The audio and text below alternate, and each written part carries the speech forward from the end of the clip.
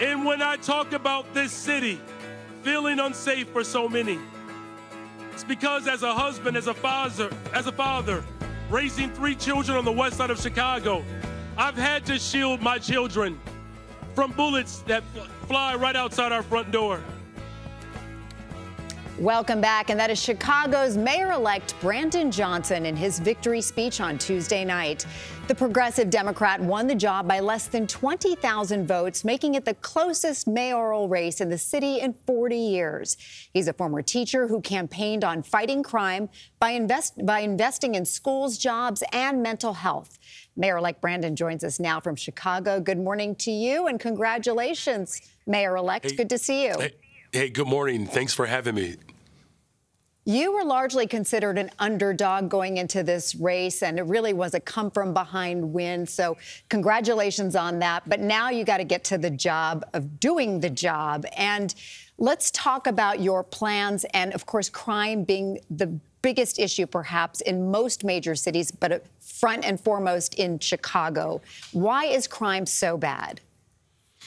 Well, first of all, unfortunately for too long, the people of Chicago and, quite frankly, people all over the country have been given a false choice on how we actually deal with public safety. What our campaign proved is that you can actually demonstrate in a real way how critical investments are the necessary dynamics in order to prevent crime. I mean, that's the ultimate goal, is to prevent crime. And as I indicated in my victory speech, my wife and I were raising 3 beautiful children on the west side of Chicago. It's a beautiful neighborhood. It's the Austin community, but it is arguably one of the most violent neighborhoods in the entire city. And so, I have tremendous incentive to make sure that not just my neighborhood and my children are safe, but to make sure that the people of Chicago are safe. And the way we do that is by investing in people. There's a direct correlation between youth employment and violence reduction. There's a tremendous correlation between providing mental health care services and reducing crime.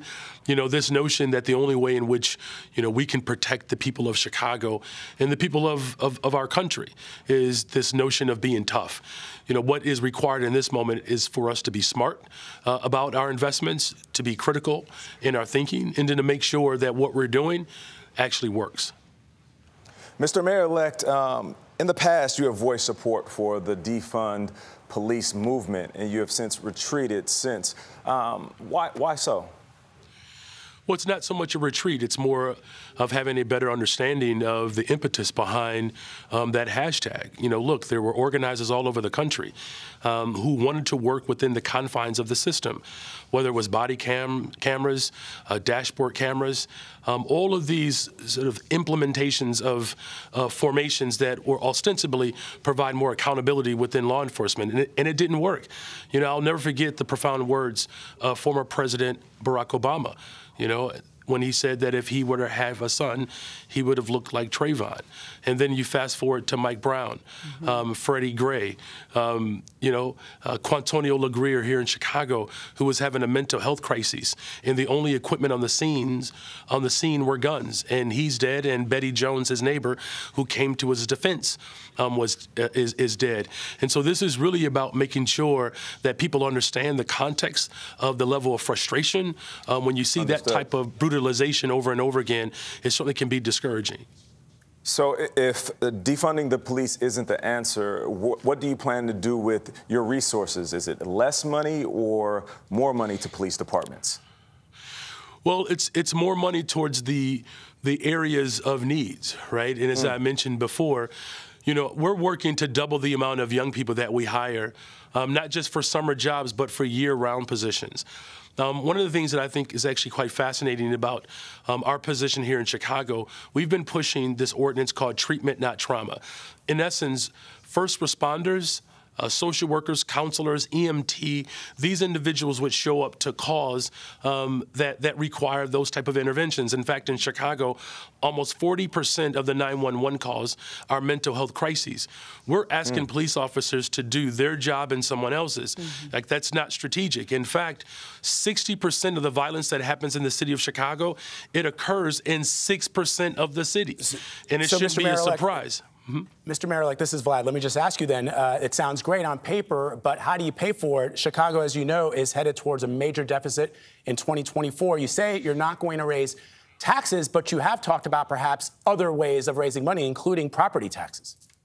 Well, so I'm not going to raise property taxes. That's been the lazy form of governance for a very long time in the city of Chicago and, quite frankly, around the country. You know, the words that President Biden indicated in his union address, he said that a teacher and a firefighter should not pay the same tax rate as a millionaire and a billionaire. So, Mr. Mayor-elect, you're not going to raise property taxes, but you will have to raise taxes? Well, what we're going to have to do is to find the revenue from individuals who have the means to actually contribute to a safer city. Look, the bottom line is this. We have large corporations. 70% of large corporations in the city of Chicago, in the state of Illinois did not pay a corporate tax. 70% of large corporations in the state of Illinois did not pay a corporate tax. And it's that type of restraint on our budget that has caused the type of disinvestment that has led to poverty. Of course, that has led to violence. Thank you, Mr. Mayor-elect. Congratulations again on your victory. Yes, we appreciate your time. All right, thank you very much.